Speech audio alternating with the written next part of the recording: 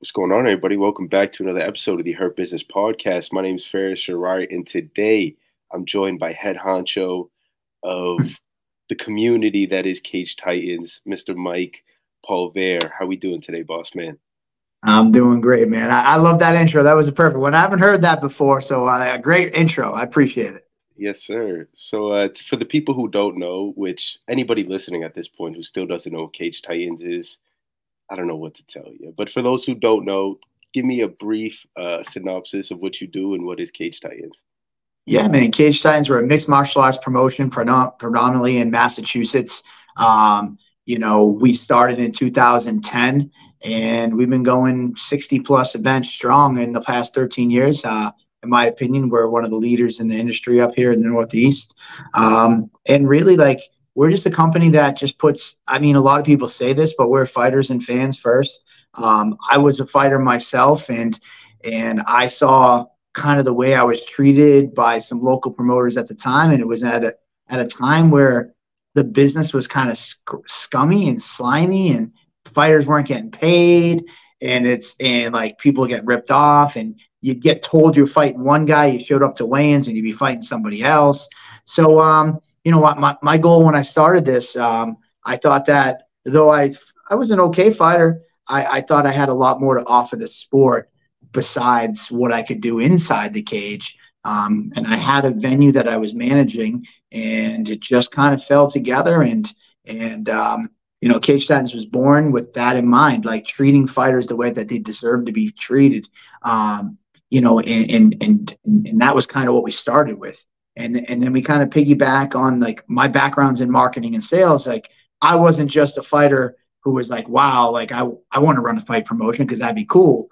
Like, my background was in marketing and sales. So I think I had an edge that I saw what everybody went through from the fighter aspect, but then I had the business side of the marketing and the sales to actually go out there and do it. Because, some guys who, like, they're great fighters and then they open a gym, but they don't know anything about running a gym, and they fail. And they're like, well, I was a great fighter. I thought I could train people. It's like, well, you need to know some other things.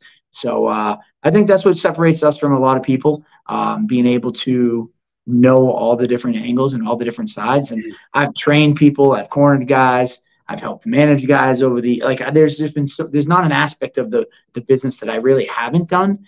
So I think that's what really separates us from other local promotions. Definitely a guy in the leading position who's been in all aspects of the fight. Definitely shows in all the shows. I mean, everybody is treated well. Every time I talk to fighters, they can't help but say great things about Cage Titans and how they're treated. So to talk about the effort that you put into making sure every fighter feels unique and catered towards and shown love by Cage Titans. Yeah, it kind of goes back to seeing what other people do and saying, like, all right, I see what they're doing, but, like, we got to be over here. And without the fighters, there's nothing. And no matter what I do, this show is about the fighters.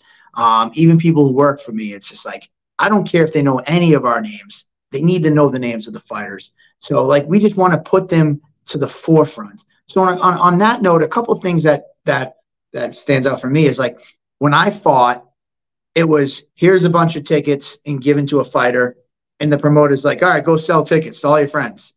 And they didn't promote you. They didn't, like, give you posters and marketing materials to help you go out and sell yourself as an athlete. They'd just be like, here's tickets, now go make me money. So for me, I was like, listen, I want our fighters to sell tickets, obviously, and that's a majority of our crowd, but I want to give them the materials to help them go out and sell themselves. So, like, whether it was just making them posters and flyers and things of that nature. I tell this story all the time, and older people might understand. But when my first fight happened, I got a yellow piece of construction paper. So for you kids, it's basically like thick paper. And I had a Word document printed on it to talk about my fight. That's what I got from the promoter. And since my background was in marketing, I went home, I went on Photoshop, I made my own flyer, I went around and put it out at local businesses and things of that nature. And I really sold myself as a fighter and sold sponsorships and tickets. So that's one thing that I do think is very important. It's like, obviously, like, we want you to sell tickets, but I don't really want you to like kind of hoe yourself out, like buy tickets, buy tickets, buy tickets every damn day. It's like, here's a nice poster with my face on it. Here's a poster of me and my opponent. Here's some training clips that we did. Here's some podcasts we did. Like, give them materials where they don't just have to scream buy tickets and look like they're selling themselves. So you got to give them the materials to go out there and make it happen. And then secondly, I think a lot of promotions, they want to talk about the one side of the card. And I'm very mindful of, there are two fighters in that cage on fight night that made that this fight happen, and they both equally deserve the shine that for doing what they're doing. So sure, we have crowd favorites, that everybody's cheering for, but I want to make sure that just as much as we're catering to that audience, we're also giving that guy from out of state maybe or whatever. Like, I have so many out of state fighters who come to me and they're like, no one's ever promoted us like this. Jay Ellis famously is a guy who's 16 and 120. Like, the guy's fought 150 times, something crazy like that. And he's always the guy who gets brought in to lose. But we're making posters, we're making hype videos for him. Rob Fuller, another guy, and we just want to treat everybody the same and equal and give them equal shine, because it takes two people to step in that cage and give the audience. So I think that's another aspect of Cage Titans that separates us and really pushes the fighters to the forefront. That's a beautiful thing, man. And fighters, like I said, they have nonstop have said great things, and everything you mentioned, they have said the same thing. So it's a beautiful thing that you guys got going on. And shout out the content creators on your staff that are just fucking awesome, man. The Instagram clips, the back and forth that I've been seeing leading up to this card, it's been like some of the best content you guys have ever dropped, in my opinion, and I've been loving it. So shout out those guys. And honestly, like, as much as I love, Nick Heiler, who does it, and before we brought Nick on, I think 2 years ago, I was doing everything. I was doing all the socials, and I also create all our graphics. So all our static graphics I do. Nick is more the reels and doing those, like the kind of more hip stuff, pairing it to music. I say that's his best talent, is he can find that perfect clip and match it to the perfect music. But obviously, Nick and I, we have as much as, like you just said, hey, shout out to us, like, it's these fighters doing what they do in their cage that makes the job so much easier. Like, a year and a half, like a year ago, we had a huge viral video of Joe Poirier guillotining Tony Rivera, and Tony Rivera wall walks backwards, does this flip to try to get out of it. Poirier stays in there and finishes the choke, and it was huge. But it was like, all we did was hold the camera up to film that. These guys, they're really it.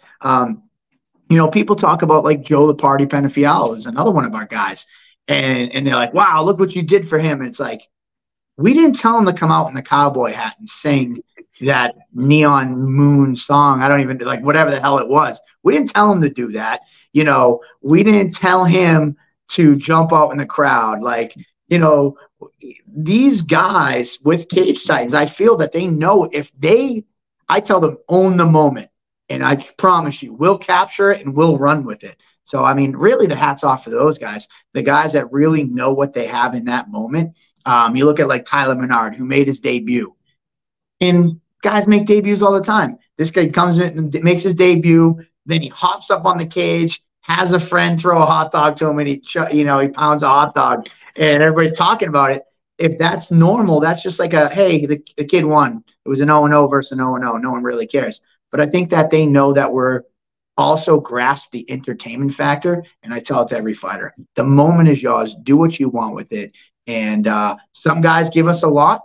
We mentioned the Party, and Valdina gives us a lot. And there's other guys that are more like the quiet, stoic guys. And we love them both equally. But, it's just I think they really give us this stuff. Like, I mean, the only thing I will say, I will say, we don't tell them what to do. Two things in terms of the Party, actually. I did give him the shoey when we came out with the Cage Titans IPA, which you guys can see back here. He won one of his fights, and we gave Dan Walsh threw his shoe in the cage, and we poured the shoey in. And bad news, guys, don't ever shoey IPAs. Like a Bud Light or something, or Coors Light, Miller Lite, like a light beer, cool. You don't shoey IPAs. We almost thought he was going to puke in the cage. So that was one moment.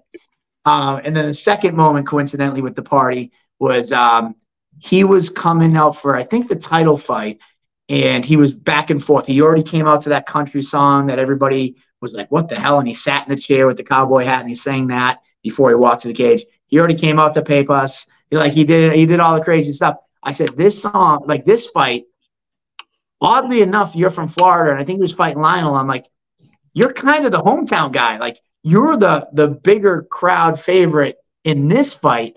I think it would be appropriate if you to ship it up to Boston. And I just thought it would be perfect because, like, if you weren't expecting him to come out, it's like, oh, ship it up to Boston. And I was like, everybody's excited. And then all of a sudden the party walks out, and you're like, whoa, wait a minute, the party? Oh, okay. And so we did kind of give two ideas. So I guess I might have fibbed a little bit when I say I don't tell them what to do. Aside from those two occasions, but other than that, I mean, these guys are unlimited entertainment, top to Yes. bottom. Now, are you responsible? You said promoting it, a lot of the graphics. Now, you do the matchmaking as well? Yeah, man. So, I mean, when I started this in 2010, it's just ever since then, I'm so passionate about this sport. I love it. I enjoy it. I would do it for the rest of my life. And I love all aspects. People have come to me, hey, I can matchmake, I can do this, I can do that. It's very hard for me to let go. Like, this is my baby. So I do all the matchmaking. Richie Santiago over the last few years, he's tried to dabble and help me out a little bit, but he does a lot of the grappling matches. It's not that it's just he that's kind of the role he fit into. He's when we did grappling tournaments right before COVID, which we haven't got back to yet, which we do hope to get back to. He was more involved in running the grappling tournaments. A lot of the guys, matchmaking's tough. And really, that's the heart and soul. Like, for me to give that up would be very difficult. I will say, I would love to give up the chasing of guys. Like, after they say yes, and then it's like, all right, let me get a picture. Let me get your medicals. Let me get this. Let me get that. I'd rather give that up. But, sitting down, how I matched in particular, like locally, I think this is also a little different. Like, when I start matchmaking and it's like, all right, the fight's 8 weeks out, who do we got for names? When I get a name come across my desk, I don't immediately just look and go, oh, I got this guy at 45. Cool, make that fight. And I go and pitch the fight. I make sure I get everybody's names first before I start matching the fights. And it's a lot of trust between myself and the fight camps because when they give you a name, that fighter wants to have a name on the other side that just kind of maybe rallies him up a little bit more in training. They always want a name before they kind of get into fight camp. And we've kind of come to this realization. It's like, listen, I can give you the first name at 45 if you give me a name at 45. But I would hate for a week from now, when I get everybody else's name, I find somebody that I think would be a better match. So trust me, you put your name in, I'm going to hella high water. I'm going to get you on the card, but you got to trust me in my process. Some coaches are like, come on, Mike, give me a name. And sometimes it takes a week. Sometimes it takes 2 weeks to get all the names. But that's how we kind of match. I matchmake, and I think it's been fairly successful for us because, we've got some very exciting fights over the years. And we're going to continue to do that. Now, who feeds you those names, or is it like a memo thing where you send out to all the big gyms? I need a 45 or 55 or whatever. However, it's pretty it pretty much the start process is this. I know May 27th is full, but our next card is July 22nd. It starts off like, hey guys, here's our next card, and I'll reach out to schools individually. I don't blanket statement like, hey guys, I'm matching. If you want to send me your names, send me your names. I still try to make that one-on-one connection with the coaches, and I'll message them and say, hey, listen, this is the date. Let me know when you know who might be available, and we'd be happy to get them on. And usually all right, I'll see the guys in the next few days, and I'll try to rally the troops and see who's ready. And but yeah, it's typically locally, I'll reach out to the gyms. If I do come into a situation where I'm looking for opponents, a lot of times in the pros, where it's like, all right, I got this 145 slot. I keep going to that weight. That was my weight class when I fought, so probably why I keep going to it. But I'll go on to some like fight group websites on Facebook or that nature, where I'll be like, hey, Cage Titans is on this date. We're looking for 145 pro with less than 10 fights. So sometimes we go to that, or sometimes like at this point, Cage Titans, like I get random emails all the time, random text messages, Instagram DMs, Facebook DMs. Like that people like, hey, I want to fight on the next Cage Titans. And sometimes, they just reach out to us, but that's kind of how the matching process goes. Mm. Now I've heard from some fighters that it tends to get real difficult for some people. Talk about that side of it, where you're trying to search the region for a 25 or for what's his I'm sorry, Joe Poirier. Joe Poirier, there he is, the biggest flyweight on planet Earth.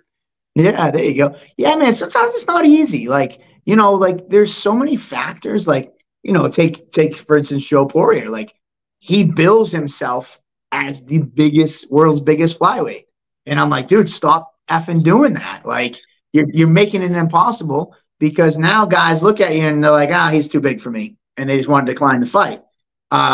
So like you're not making my job any easier. I think in a case like Joe Poirier, for instance, he's proven so far in his career that, you're going to be in a fight when you fight Joe. Like you're going to get knocked out. He showed some heavy hands, which, hey, listen, if I get submitted, it's kind of like, all right, cool. I tap out. I live to fight another day. No one really wants to get knocked out cold, like, so I find it's harder because he's a big, heavy-handed striker. But then on the flip side, that Tony Rivera fight that I mentioned to you, in one of his other earlier amateur fights, he's going to grab your neck and choke you unconscious. Like he's had 2 power guillotine finishes where he just like drops the guy, a la like John Jones and Lyoto Machida. So he's just shown that he's going to be a hard fight no matter who he fights. So I think that like we have to kind of look outside the region and try to find guys for him. But sometimes it is tough. I mean, sometimes it's just, a guy is not easy to find a fight for. Maybe sometimes the timing doesn't work out. There's shows that I'll have, 6, 7, 8 bantamweights put their name in. And you might just happen to be a lightweight, and I don't have a single lightweight fighter that's put their name in. And that time, sometimes it gets difficult. Some of the other times when it gets difficult is when guys are right there at that next level cusp, and that next fight could push them to the UFC. And then guys are like, oh, man, that's a tough fight. And they might not necessarily want to take that fight against a guy who's next level caliber. So that's another instance where it gets difficult matching. You got a guy who's 10-0. You don't exactly have people lining up to fight a 10-0 guy. So now the job gets hard on me, and I got to kind of fight the right guy. So those are some instances where it gets difficult. The most difficult, I'll say this right now, and I've said it before to people privately, if I never matched a female fight or a heavyweight fight again in my life, I would probably be a happy man. And it's not that I don't like female fights. I'm not like pulling that Dana White stuff before Ronda got in. I love female fights. I love heavyweight fights. I love all fights. But it's just they're the thinnest divisions and the most difficult fights to find opponents for. You got a heavyweight, and it's like, there's only so many. There, 45ers, 55ers, 170ers. Like I could put a call out tonight and get, 10 people.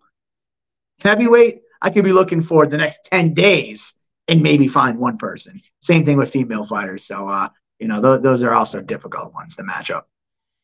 Now, you said the next Cage Titans event, aside from May 27th, of course, is somewhere in July. How were the events determined? Is that like before the year? You pick out a few dates? Yeah, so I'm very big into like kind of having some sort of structure and some sort of formula. There's many things I do in life. I don't know what the hell I'm doing tomorrow. But in this regard, we used to do fights every 10 weeks. And my philosophy was this: you have a fight date, and everybody should take 2 weeks off. Take 2 weeks off, because I promise you, you weren't working as hard as you could at your job. You probably weren't giving your girlfriend or boyfriend as much attention as they should get. You put everything on the back burner for that fight on fight night. So take 2 weeks off before you even do anything, and just get back to reground to who you are outside being that fighter. So that brings us to week 8 now, once you finally start getting back in the gym. So guys that start getting back into the gym around week 8, week 7, I start reaching out. Week 6, I'm starting to get names. And then by weeks 5, 6, 4, 5, 6, I'm starting to match you up with a month to go to the fight date. So you have a full month to prepare for the guys. So for the first, last 10 years, we used to do it that way. This year, last year, we're on 8 weeks now. So we can get we used to do 5 before COVID. It was like 5 shows a year. Now we're up to 6 shows. Last year, I think we did 8. But yeah, that's kind of the formula. So we picked January 7th, counted out 8 weeks. We were at March 18th, counted out 8 weeks. We're at May 27th, 8 weeks. We're at July 22nd, 8 weeks. September 23rd, 8 weeks. November 11th. That's the dates for the rest of the year. Or as everybody as part of my crew or staff says, unless Mike is feeling crazy and he just starts adding fight cards, which last year and the year before we did. I added a fight card in March, because the over-under right now amongst our crew is 2. Well, Mike add 2 fight cards before the end of the year. And we were in March, and I already added one. We did the day-night doubleheader, so we count that as 2 cards. So I've already added 1 to my supposed to be 6. We're already at 7 for the year. Who knows what will happen for the rest of the year? And that comes back to my own pressure that I put on myself. Like, when people ask, why do you just keep doing more cards? The number one thing that hurts my heart so bad is when somebody puts their name in the fight for me, and it's like, well, I'm already at 16 fights. Sorry, I can't get you a fight. I'm like, well, this guy or girl chose Cage Titans, chose our venue, chose our company to want to come and perform for. How do I just tell him, yeah, sorry, I'm at my limit for this show? I can't do that. I hate doing that. It kills me to do that. So, like, I'm like, all right, screw it. Like, if I get a couple other guys like that, I'll just add another card. We did the day-night doubleheader this year. Last year, we did shows in like 3 months in a row. So we basically did a show every month. We did 2 shows in 1 month at the beginning of last year. It's just that hurts me. And then the other thing that hurts me, when we first started doing Cage Titans, when I told you in the early days there was a lot of kind of shitty promoters out there, I would find fighters and I'd be like, hey, how come he fought for that guy? That guy's a shitbag. Like, he runs a shitty promotion. He's like, and they would say, well, I felt like I had to because, your card was full, or, your date didn't work for me and I needed to fight. I didn't want to fight there, but I had to fight there. So that's another motivator for me to keep adding cards and doing events. It's like, I don't want somebody to feel like they have to go fight for a promotion they don't want to fight for. I want like, if they want to fight for us, we're going to figure out a way to do it. So that's another motivator for myself, where I kind of push the envelope a little bit and it's like, all right, cool, we'll add a card. Like, it's a little more work, and, but at least everybody's happy and everybody gets to perform. And it's, it makes me feel good that I'll set out a goal to do a show, and then I have such a following of people that want to fight for us. It tells me we're doing something right. And yeah, I don't know. And one of my staff watches this thing and be like, I effing hate Mike for saying that, because it's true. I'm like, they're like, oh, cool, we're going to add another card. I'm like, you said you would. So we did our first day-night doubleheader, Cage Titans 50. And we did a full fight card during the day and night. And after that show, I was like, never again. I'll never do that again. I hated it. It was too much work. It was so much work, blah, blah, blah, blah. And then here we are only like a year and a half later. We've already done it again. So this is an area of contention. And the same thing as the amount of fights we do. They're like, Mike, can we get like 12 fights on a night? And I say to them all the time, I go, you pick like this Cage Titans 59 card. You pick the fights that you want to tell me that we don't want to see. And you call them and tell them that, hey, we want to keep the fight card to 12 or 14 fights. Sorry, you're on the chopping block. We're not going to have you fight. No way. You're not going to do that. So that's it. Yeah. You're the man of the people, Mike. I don't know. Don't tell my wife wouldn't say that. Well, actually, my wife would say that. She goes, "You're the man of the people, not your house." Uh, She's like, "You treat everybody else better." But yeah, whatever. Love you, honey. what's the ideal number of fights in a perfect world that you and your staff would want per card? I think so. Like my production guy, Joe, he likes that sweet spot of 12.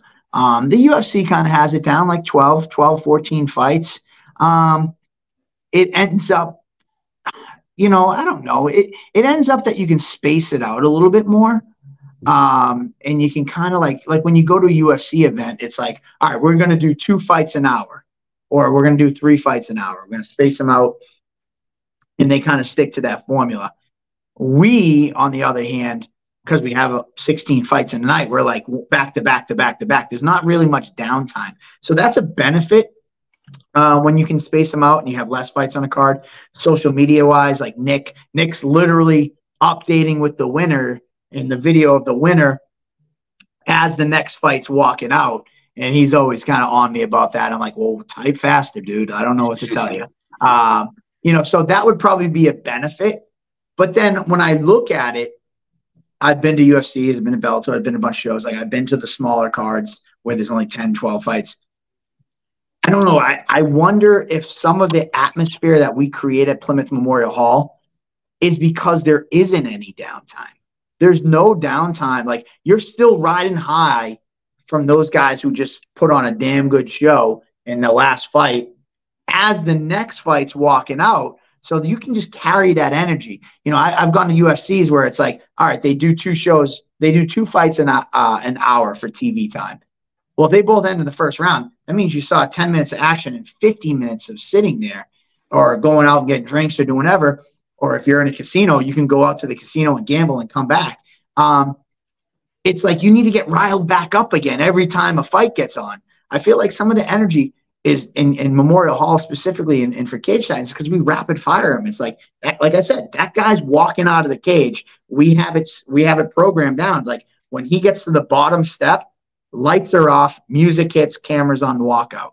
So, you're still jacked up. So I don't know. I mean, I guess 10, 12, 14 fights might be happy for some people, but I wonder what the payoff and the trade-off would be because I do think that Memorial Hall and that as a venue and the rapid fire fights, like you're still so excited. You don't have an opportunity to come back down. And so you're staying at this level 10 the entire night. And I think the crowd, because people come to me all the time, like I've been to bigger venues or I've been to this, like there's something magic going on here at Memorial Hall. And I think one, that is because there's a lot of fights and we have that good pace where it's rapid fire fights. So we're keeping the energy high. And I think 2, Memorial Hall is unlike any other local promotions venue. Memorial Hall, like when you go to another show, let's just say you go to a casino show, you're at a casino and you're hanging out and socializing with fights going on in the background. You're really there seeing who you see in the crowd. You're walking around, you're hanging out at the casino. It's like, oh yeah, this fight's going on over there. Yeah, when my friend's fights, I'm going to go pop over there and go watch it. At Memorial Hall, you're there sitting in a seat. There is no walking around. There's no like socializing.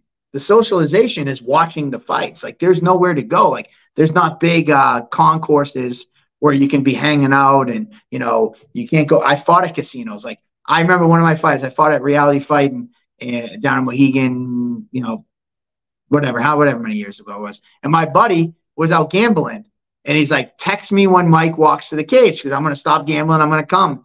And they texted him. He was gambling. He made it all the way back to the venue. And my fight was already over. He missed my entire fight.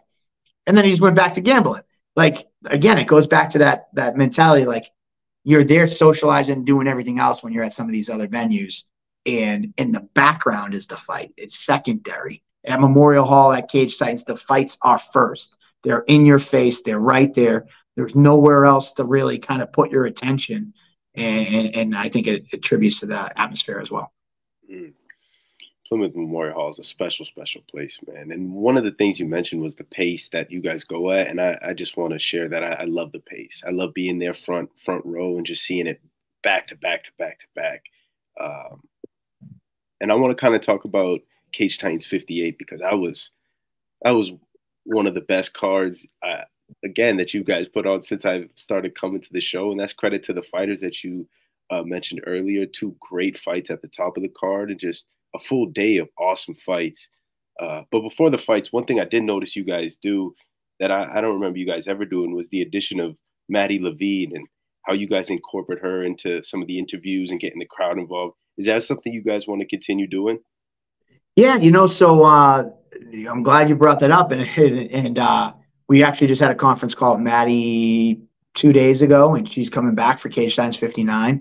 Maddie's somebody that I've been a fan of from afar for a little while now, and what stands out to me about Maddie is that she's very true to what we are as Cage Titans. Like Cage Titans, like we're built on people who have fought before or who have trained and been there. Like we know what it takes to be a fighter. And, Maddie has been in there and competed, and she's very knowledgeable on the sport. The timing has never really worked out. I'm kind of the guy, like I'm protective of Cage Titans from a standpoint, like if you want to do stuff for other promotions, like I'll be hands off. Like, she commentated for CES. So I'm like, you know what? I would never step on their toes. I would never reach out to her. Even with fighters, I won't. If you fight predominantly for a promotion, Ross Hilton, who's in the main event, he was like, oh man, I was always curious. How come I never heard from Cage Titans? And I'm like, respectfully, like you're in Maine, you fight for NEF, and like I would think it'd be disrespectful to reach out to you and try to pull you away. Circle back to Maddie, it was like she was with CES, so I kind of always was like, yeah, I'm a fan, but yeah, she's there. I'm not going to ever cross that road. And coincidentally, I saw that she was with Fight Bananas. I kind of saw that she was freelancing. She didn't do the last CES event, and I said, hey, I think you have some great talent. If you're not there with CES, or you're kind of all doing a little everything, I want to do a vision that I have that's completely different what you're doing over there. I'm not looking to steal their ideas or anything like that. I want you to do this role. My vision is like the Megan O'Leary type thing. And I think what's great is that, I don't want to just throw a pretty face out there. Like I want somebody that has some substance and some knowledge behind it. And I think she's the perfect fit. That last show, we had one call before that. And we just kind of like everybody, it was me, her, and Nick. And we just kind of spitballed a bunch of ideas. And we were like, you know what? We don't really know what we're going to do on fight day, but we all kind of had some good ideas. Let's figure it out and see where it goes. And that day, I was supposed to have a camera guy following her and a light guy following her. One of our cameras shit the bed, so like we didn't have a camera to follow her. It seemed like everything was just not going to work out. And she was just a true professional. She's like, listen, I'm in radio. Like we are the kings of winging it. She's like, we'll figure it out. She's like, if I have to stay in this one spot because she couldn't roam the crowd with the roaming camera, she would figure it out. And she was amazing. We had so much good feedback. So that was just something that came to fruition last show, and she's definitely going to be around in the future, especially on May 27th. We have some even better ideas. The biggest thing about Cage Titans, I'll tell you, if you were at Cage Titans 58, and you were at Cage Titans 57 or 56 or any of that, we are always trying to add something a little different than what we've done before. And sometimes they're major things, like when we got the lighting truss and new lights, sometimes it's a little different walkout. Sometimes it's different music or speakers. Ad addition of Maddie Levine was our ad for last show. And we're continuing looking to improve, and we're going to tweak. And I think that's what also helps separate us. We talked about that in the beginning of the show. I learned a long time in business, like if you did something and it was successful yesterday, a year ago, or 5 minutes ago, or 1 minute ago, the next time you do it, just because it was successful, doesn't mean you shouldn't try to improve upon it. So I'm always trying to improve. I'm always trying to add something new, and not just be content. Like, all right, cool, Cage Titans 58 was a success. Let's just duplicate that and call it a day. No, that's not what we stand for at Cage Titans. We're always trying to raise that bar. And, I say it, and I truly believe in it's not just cliche. We raise our own bar every time. Like, we're not competing with anybody else. We look ourselves in the mirror. our drive is within. It's just like, how can we make our cage science event a little better and a little better and a little better and a little better? And that's really what we're doing. And it keeps on getting better, man. And last thing on Maddie, I think she's awesome at what she does. And you guys' incorporation I thought was awesome in the last show. And I look forward May 27th to see how you guys try to make that even better. But 58 still, last question. Co-main and main event were two absolute bonker fights. And I just kind of want to get your thoughts on the four guys that stepped in there and put on awesome performances. Man, I can't tell you. We've had some great fights over the year, over the years. Come to mind Chris Niger and Chris O'Brien, Brian Rossi and John Duma, coincidentally. Probably the first number 1 and number 2 fights I've ever seen happen in cage fights. And then in cage fights 58, we just blow it out of the water. We probably have the 2 best fights that we've ever had. If it's just insane. It was like going into that card, we lost the Joe Giannetti main event, which a lot of people are a little bummed out about. And it's like, oh, shit. We lost the main event, but we knew we had such a stacked card with the co-main event and the featured fight with Barrett. We're like, all right, we'll see how this goes. And then just Barrett and Mo just put on an absolute war. And I think it was such a win for both guys. Obviously, Barrett comes out with the victory, but a lot of the talk before that, I was like, yo, Mo, you're biting off way more than you can chew. You're fighting a guy who was in the UFC, who was, had 21 professional fights. Has been at the height of the division going. I think Cage Titans 3, Peter Barrett fought on, made his debut. So this guy's been fighting around for 12 years locally. It was like, Mo, you might have bit off a little more than you can chew a little too early in your career. And he comes out and whips on Peter Barrett. And Peter Barrett whipped on Mo. And there was many times I was like, holy shit, Mo's going to win. And then 2 seconds later, it's like, holy shit, Peter's going to knock him out. And it was just an incredible moment.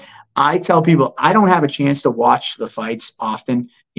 I wish I could be Dana White that just comes and sits down and watches the fights. It's just not me. I'm always going to be running around doing something. I'm always going to be looking to talk to somebody, say hi to the fans in the stands, or go in the back room and talk to the fighters. So I'm always running around. But that fight, I stopped and I was just like, wow, insane. So then that wraps up, and I'm in the back with Mo Kanani, and they're talking about stretching him out because he's not feeling good. And I'm trying to deal with all that issue. And I'm like, all right, cool. Doomer and Party's up next. And I'm talking to Mo, and he was on the fence about going to the doctor at the hospital. And we convinced him, like, let's just go to be safe. So now I'm like, all right, cool. We convinced him. He's going to hang back here, and then we're going to wait for the ambulance because it wasn't an emergency that he had to go right away. So I was like, all right, the Party fight's out. Let me go see how they're going to live up to this. There's no way. So I just go walk out. And when I walk out, Joe, the Party, is walking out, and he starts to circle the cage. Now, if you don't know, you must be living on a rock. Him and Jay Perrin have a ton of heat between the two of them. Perrin was our bantamweight champ before he went to the UFC. The Party now captured that, and he's been chirping him ever since. So I come out, and the Party's doing like a lap around the cage instead of getting in the cage. And I start sprinting over because I'm like, oh, shit. Because Perrin was very upfront. Like, when I see him, like, if he tries anything funky, like, I'll respect you, Mike, but, like, no, I'm not going to let him disrespect me. So I walk out to that, and I'm like, holy shit. I was super, like, nervous. Luckily, the Party turned around. My heart pressure went down a little bit. Then they get in the cage, and again, it was just like, it's like Peter Barrett and Mo El-Kanani put on the Fighter of the Year, probably one of the top 3 fights in cage fights history. And the Party and Doom was just like, hold my beer and watch what we do. And they go out and just put on an absolute war. The amount of strikes both guys landed, the amount of, like, grit, determination in Duma. These guys truly put it on for these fans. And it was just like, man, I couldn't ask for a better ending, and the best thing about that was, like, we were there from 12 o'clock. We were watching fights from 12 o'clock to 11:45. And by that point in time, you would think we had, there was 28 fights we watched. I was thinking, oh man, by the end of the night, some of the fans that stayed for both shows or whatever, like our staff, we would be walking out of there like, God damn it, thank God this is over. Very similar to me at Cage Titans 50, where I was like, I'm never doing this again. But we were walking out of Cage Titans 58 like, holy shit, that was insane. That was bananas. That was like, we were such a high after everything we did. And anything that could, I'll be real with you, anything that could have went wrong for Cage Titans 58 behind the scenes that maybe you guys will never see went wrong that show. Like everything. Like I'm talking about like losing the main event. We fly in Luigi Vendramini from the UFC, ex-UFC guy. Huge fight. We lose that on the scales the day before. We set the entire cage, and then we're doing a cage test, and Big Mikey Da Silva broke through the cage floor. So we had to take the entire cage apart, measure new boards, cut new boards. Like anything that could have went wrong, went wrong. But we fixed it. We picked everything up. The show just keeps going. And that night, man, it will be one of my fondest memories because, those guys really put on a show, and I owe a lot to them.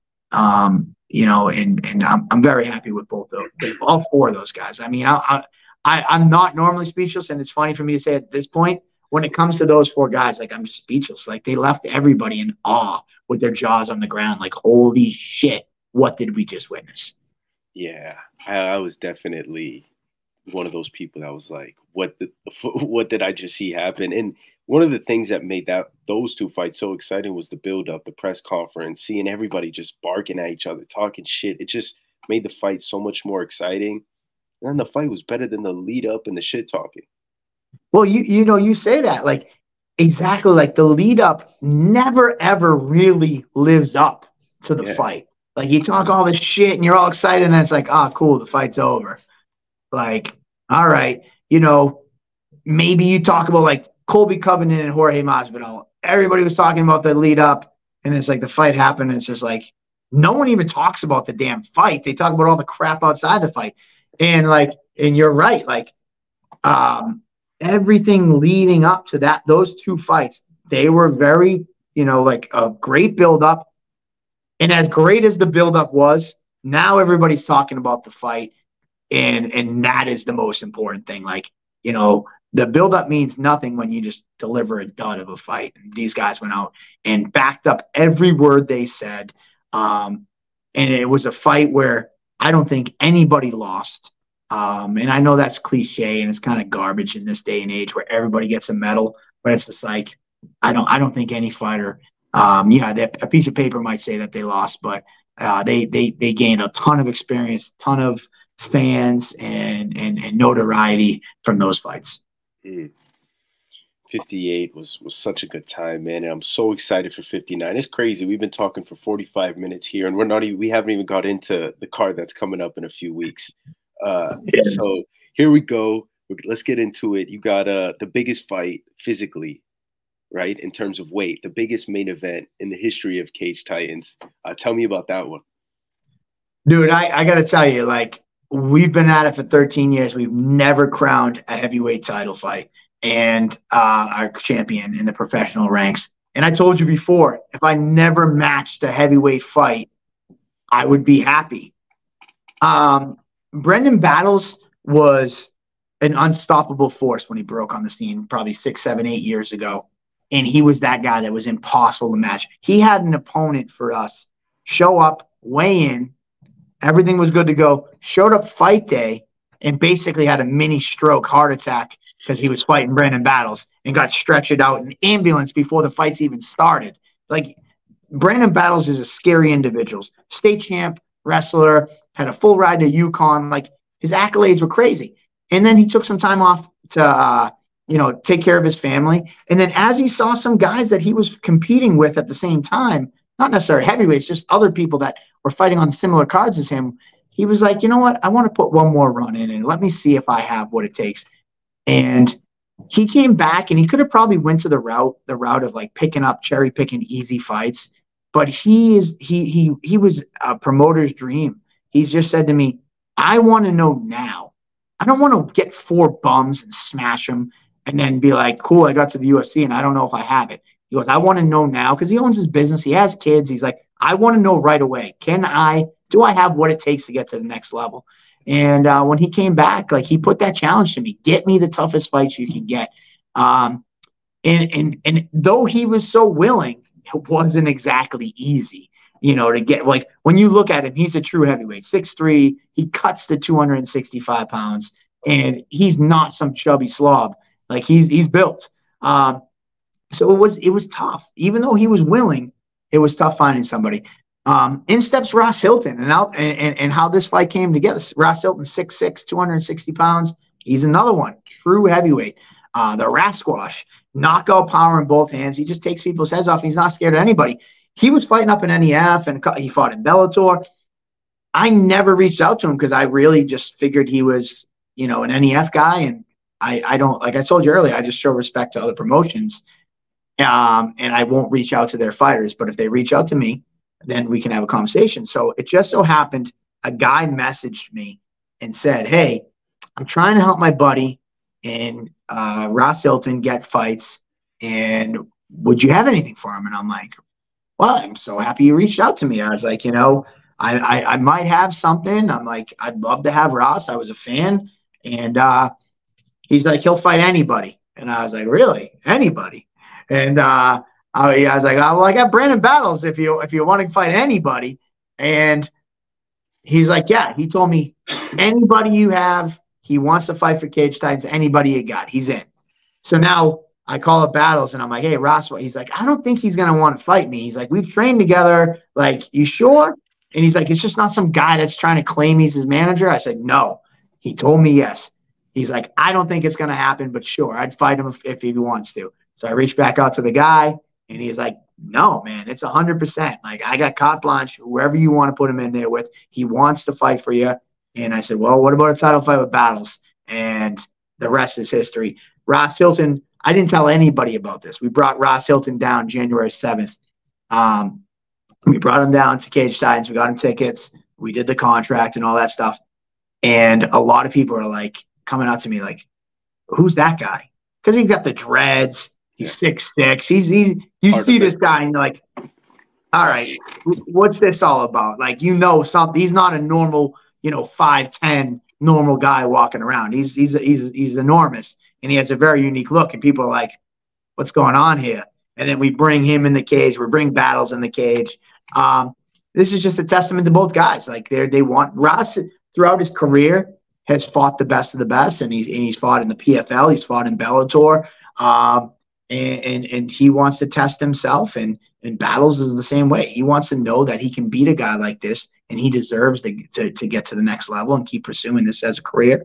Or if he can't beat a guy like Ross, he's going to go back and go back to raising his kids and doing his business and all that. So, I mean, I think that with both guys' mentalities, that they'll fight anybody. I think this is the perfect opportunity to put a title on the line.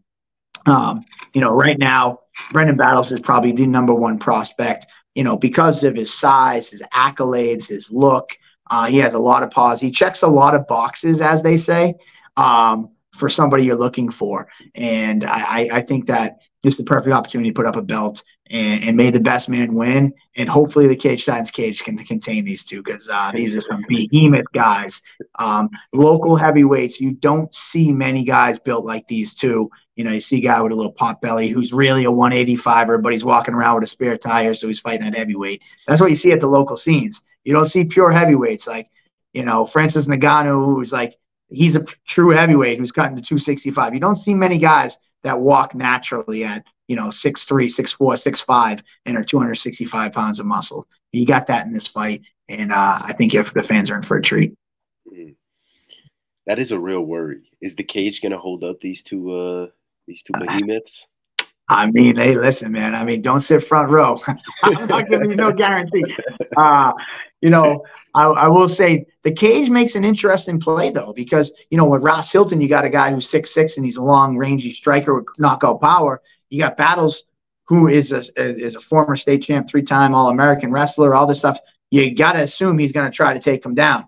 You got to assume that Ross wants to use his length to keep him at distance to hit him with those shots.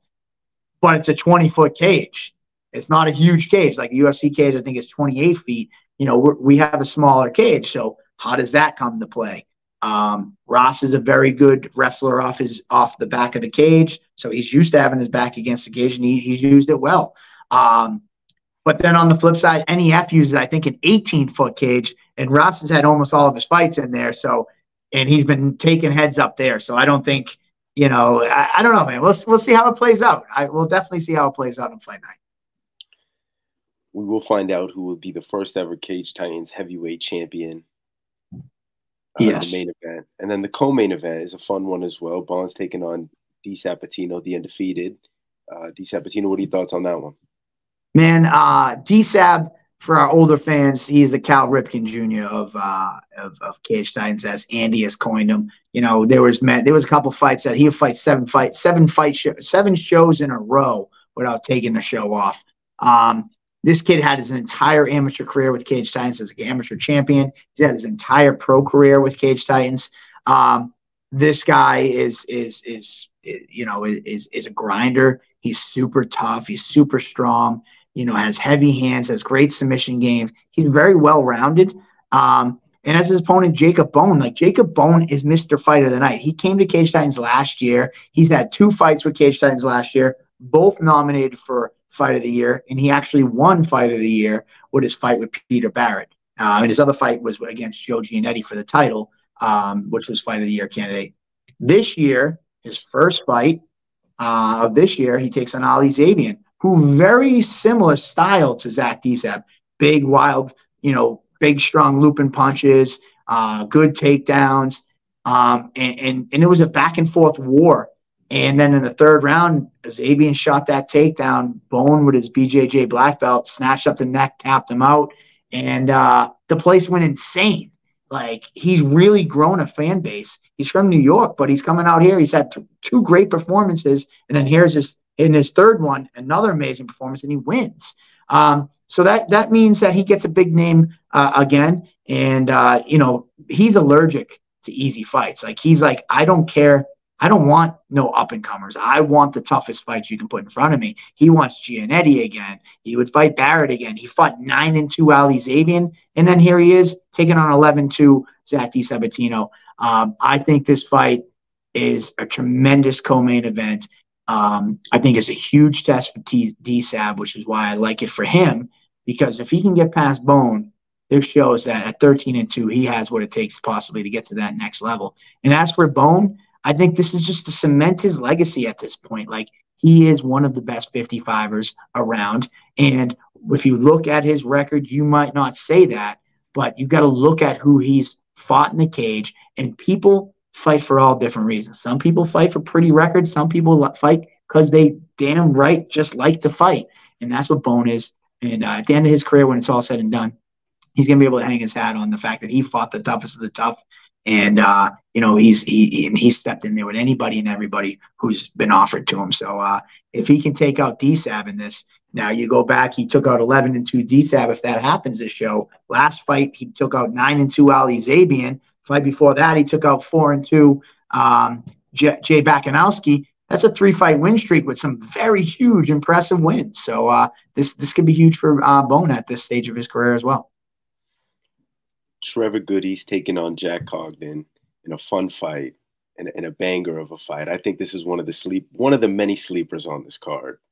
Tell me your thoughts on this one, the matchup, the matchmaking, and all that's going into this one. I think that Jack Cogden is Trevor Goody from 2 years ago.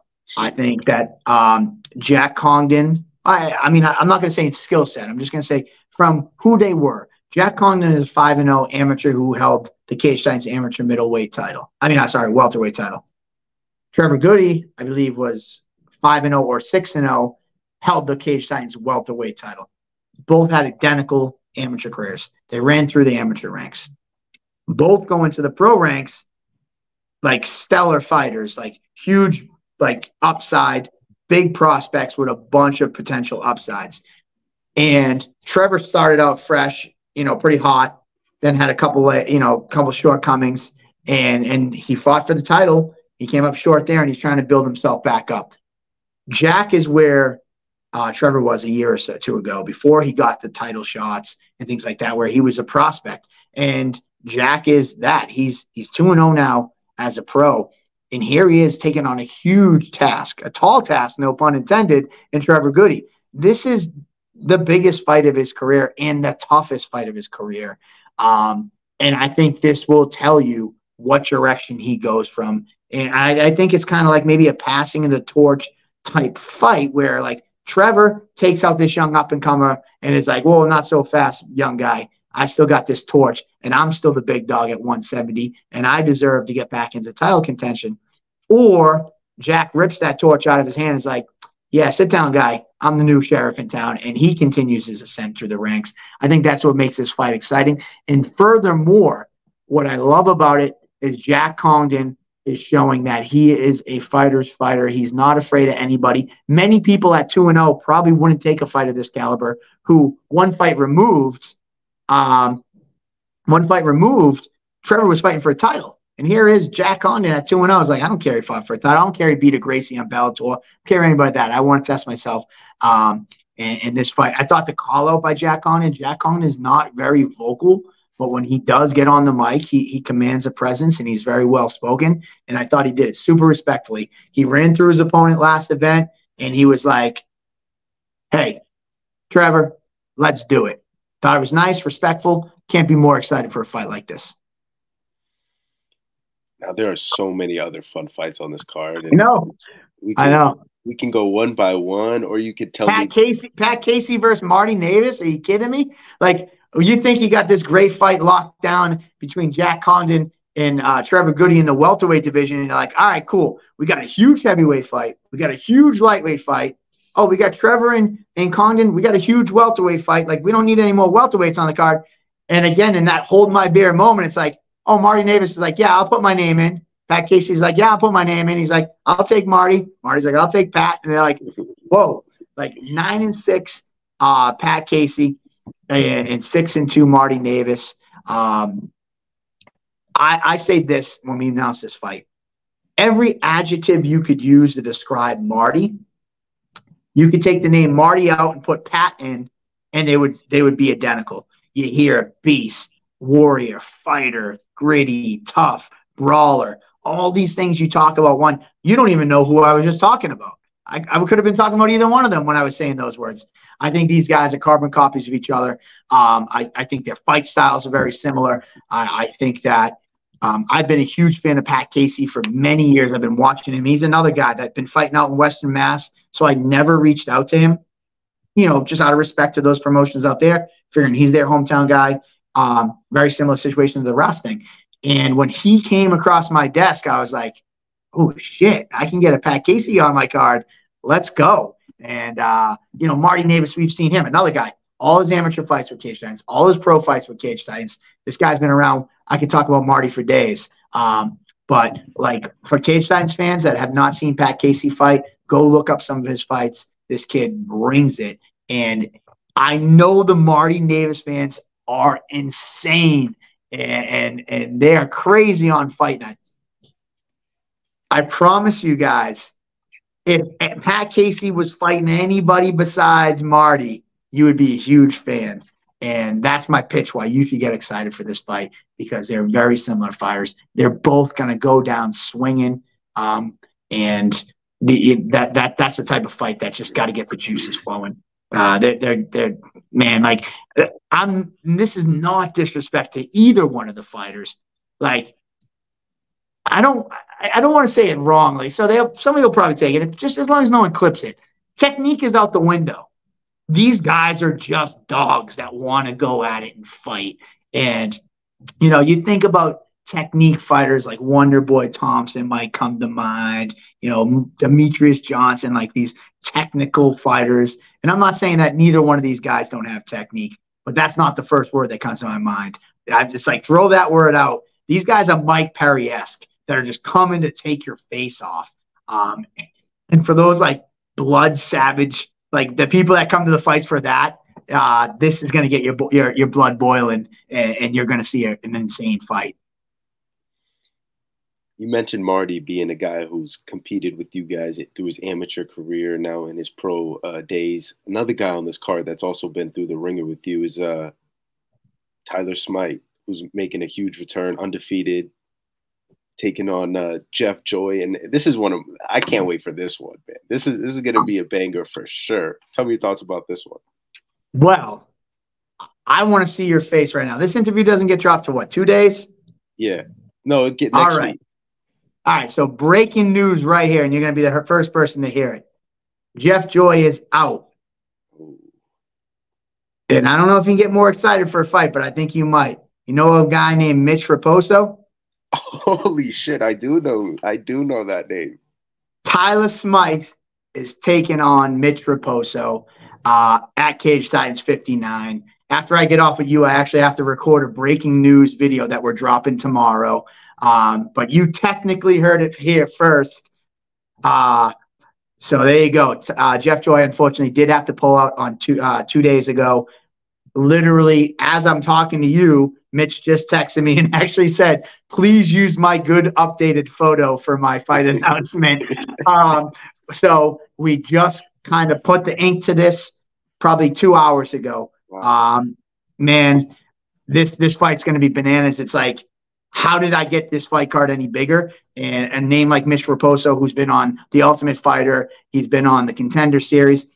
And again, he fought through Cage Titans his entire amateur career, his pro fights till he got to The Ultimate Fighter. This kid was like one of the original blue chip prospects. I remember him training at 13, 14 years old, people being like, yo, this kid's going to be in the UFC.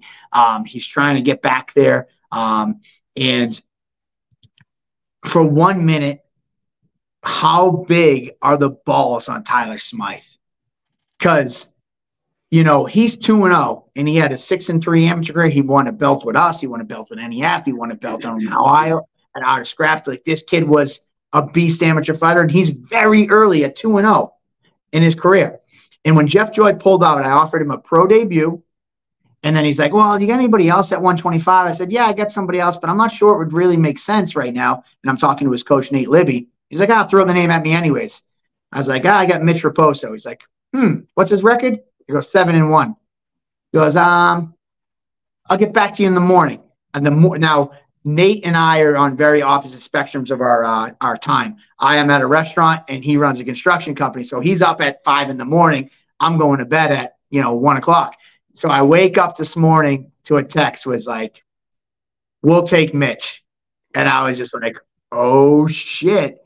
All right. Okay. So then I got on the phone with Tyson and worked out all the details. And this fight literally probably got made within the last 2 hours. And actually, as I'm on the phone with you, Mitch is texting me about what picture I'm going to use for the announcement. So there you have it. Your mouth dropped. So I'm assuming you like this one. That is, I feel like that could be a main event. I know we have the heavyweight, so that obviously is not happening. But this one, it has the guys that could be, it could be built around these two. I mean, and that's the big thing about Cage Titans 59. It's like, without Battles and Ross, you could have D. Sabin at 11-2 taking on Jacob Bone as the main event. You could take that fight out, and you could have Marty and Pat Casey, 6-2 and a 9-6 guy, Bellator vet, BKB vet. They could be headlining. You could have, Trevor and Jack. You could have Mitch and Tyler Smythe now. Like, you can have, like, there's so many fight cards. And I've said this multiple times on our Table Titans podcast. Like, I hate promoters that go, this is the best card yet. You got to get your tickets. This is the biggest fight card we've ever done. I just think it's bullshit because then you got to lie next time when you say it. Like, I have never said it in 13 years in 60-plus events, but I'm saying it this time for the first time, and it's genuine. This is probably the biggest, most stacked fight card, top to bottom, between all the pros that we have, all the storylines, all the implications of future matchups. We didn't even talk about Valdina and Will Smith. I mean, seeing the winner of that fight, maybe Smythe and Mitch, maybe see him when Jeff Joy gets back in the mix. One of them could fight Jeff Joy. Let's not forget about Cam Arnold that's over there waiting to come back too. Joe Poirier, who's fighting at 130, and now he's 1-0, looking to go 2-0. Like, there's so many things that are moving on this fight card. It really is, I used to do fight cards where I'd have 10 pros. I mean, sorry, 10 amateurs and maybe 1 or 2 pros. Now we're getting to this territory where, we got 8, 9 pros on a card. We got 2 title fights for amateurs and then a couple of amateur fights. Like, we're really stacking the deck. And then when you go down the card to the amateur fights, it's like, who's not excited to see Jake Kasky and Joe Atala fight? Jake Kasky has fought for Cage Titans twice, both fight of the nights, one of them fight of the year. This kid, everybody's like, oh, when's Kasky fighting again? And Attila made a huge debut 2 events ago, and he's just an exciting, like, striker and just, like, flamboyant, like, out there, in your face, like, exciting fight. Will Doolin and Brody McDougal. Will Doolin won knockout of the year last year in Muay Thai for his elbow knockout. The year before that, Brody McDougal won knockout of the year. These guys are squaring off, and that might be the opening fight of the night. Oh my goodness. Yeah, there's a lot of good ones. That's one that I'm pumped about. That's a Muay Thai bout, right? Yeah, that's a Muay Thai bout. So Brody actually is Brody. All right, spoiler alert: Brody is fighting for the Cage Titans welterweight title on July 22nd. We're gonna announce against 2 on fight night. So he was waiting around for that title fight, and Brian Ferguson was fighting Will Doolin. And when Ferguson just had to pull out yesterday, in the same message was like, "Hey, Ferguson's got to pull out, but we have another guy from our gym, Brody, that will take it if they'll be willing." And I'm like, this is one of those other rare instances where it's like people seem more excited for the new fight with the replacement fight, and that doesn't happen often. Usually, it's like so and so is supposed to fight, GSP, and it's like, or whatever. It's like, oh, GSP is out, and it's like, cool. No matter what name they say after that, you're going to be not as excited as the original. That was an example where people are more excited now about the Brody McDougal versus Will Doolin, and that doesn't happen often when you have a replacement fight. And I think what we broke tonight, Mitch fighting Tyler Smythe, like everybody was excited about Tyler Smythe versus Jeff Joy. So immediately when I say, Jeff Joy's out, you're like, oh, shit. Well, I hope Tyler Smythe's still fighting. At least he still gets to fight. I don't care what name Mike says. As long as Smythe still gets to fight, I should at least be happy Smythe's still fighting. And you kind of get into that little headspace. And it's like, oh, yeah, Mitch Raposo. And you're like, oh, shit. Like, you don't get those reactions often. So I think this fight card is going to be one for the ages. And,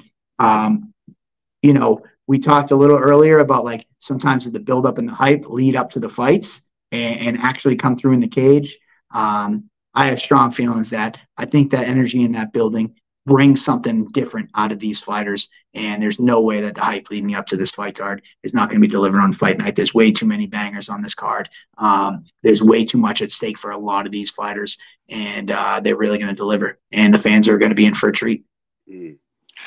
Anything about Cage Titans 59 that you want to talk about, fights that you want to maybe mention, individuals that you maybe want to shout out in preparation before we get out of here? There's a few more questions I have for you, but yeah, well, I would say hit me with the questions because we've been on for 1:08 and I only got 7% battery left. So shit. Okay, I'll be quick with these last few. I've been looking around my my little studio here to see if I have a charging block, but I can't find one. So I would say this. I mean, honest to God, top to bottom, we talked about a lot of the pros. We got Miguel Sevesin defending his title against undefeated Sergey Paransuko. We have Colin Robinson, who was our first ever Muay Thai champion at 185. Now going back to MMA and trying to capture the middleweight title in MMA against former title holder Jidafer Ojukwu. Those 2 fights are huge. Andrew Jacobs is returning, taking on Joe Lexus. That's also breaking news. Andrew Jacobs' original opponent, Sean Wakefield, had to pull out a day or 2 ago, and Joe Lexus was scheduled for Reality, couldn't get matched up, so he put his name in. It just so happened to work out. Steve Hill taking on Timmy Walsh. Timmy Walsh was a knockout of the year contender. Honestly, the whole entire card. Go to CageTitansFC.com, look at the entire fight card, or go to Tapology. And I know they have a great feature where you can vote who you think is going to win, how they're going to win, what round. Have a little fun with it. That's sick. What are your thoughts on kind of seeing the fighters' full evolution? Like the guys who come in, fight for you as amateur, and then go into a pro and maybe go into UFC or some of these other bigger organizations. How's it for you to see that full circle? Man, that's honestly what drives me every day. And just the evolution. I don't care what the evolution endpoint is. just seeing them the evolution of them as individuals and people, and not even evolution, like just seeing them live their dream, whether you're a one-time fighter or you are a guy that goes to the UFC. You know, I look at them all special. But it is nice, you see a guy like, I'll use him because he's somebody that's not around anymore, but like Manny Bermudez. I remember seeing that kid at 12 years old in the gym where I was filming other people from his gym, and I'm like, oh, who's that kid? And they're like, oh, that kid's going to be something one day. And then to see him entire amateur career fight with us, his entire pro career, then to be able to be there with him when he made it to the UFC, it's like watching your kids grow up. I got 5 kids, that I wouldn't say I birthed, obviously, but like, I have 5 kids that I had with, my wife. Right. But I look at a lot of these fighters like my kids, and, to watch them grow up over the years, and it's a great, individuals inside and outside the cage. But the best part of what I do is just watching them live their dream. And as much as some people might say, oh, seeing them get to the UFC and the pinnacle of the sport, like that's the best feeling. It's like, no, I'm like, my favorite moment. Yeah, I say this all the time. Ed Gillis, heavyweight fighter, probably in 2012. And I remember I get teary-eyed just always thinking about my favorite moment was sitting with him in the crowd after he won our heavyweight amateur title, and he's crying. And I'm like, what's up? And we're sitting in the crowd, and he's like, a year ago, I had a gun in my mouth. I wrestled all throughout high school, and after high school, I let myself go, and I was 370 pounds, and I found MMA, and I worked out, I busted my ass, and here I am a year and a half later. I lost well over 100 pounds, and I'm the amateur heavyweight champion.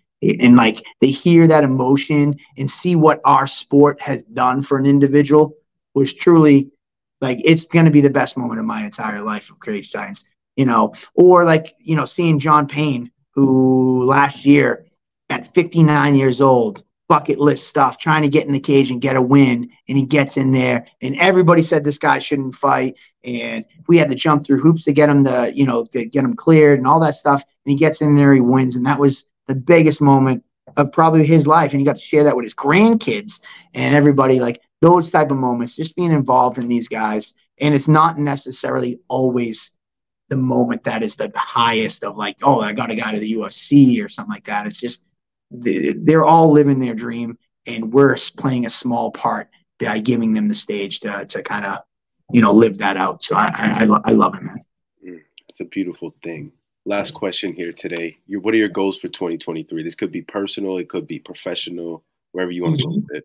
Man, I mean, 2023, just keep doing what we do. I guess, people say, oh, nothing, or I don't even know. Like, I would say probably and I've been trying to do this for 13 years, try to be like a little bit more organized.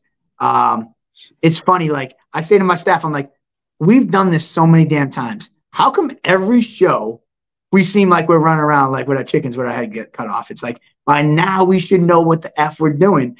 But no matter what, it's like, the doors are open in 10 minutes. Let's go. And it's like, how are we not past this by now? And I don't know what it is. Maybe it's because we're such a small, tight-knit group, and we all do so many things. And like, we do need to expand our bubble and our circle a little bit. Maybe that's what it is. But I would say for 2023, it's like, I swear, every fight, when we're getting to fight time, it's like, why does it seem like this was the first time we did it when we've done it 60 plus times? So get organized. As always, I could definitely be a better husband, a better, father. Sometimes I am that dad and that husband that puts work first, and I forget about them at home. So I can always improve and get better on that. So though, business wise, get a little bit better, get a little more organized, and at the home life, be a little bit more impactful in the home, and and do things better there. I love it, man. Well, May 27th, Cage Titans 59, Plymouth Memorial Hall. If you don't got your tickets already, get them. You don't want to miss the show. It's the best card, the most stacked card, and he said it himself during the show. Mike, I appreciate the time today, and I'll see you in May. Thank you so much, man. We got me down to 1% from 52% battery all the way down to 1%. We had a great time talking. I love being a part of the show for the first time. Pleasure to meet you formally, and we'll see you at the fights.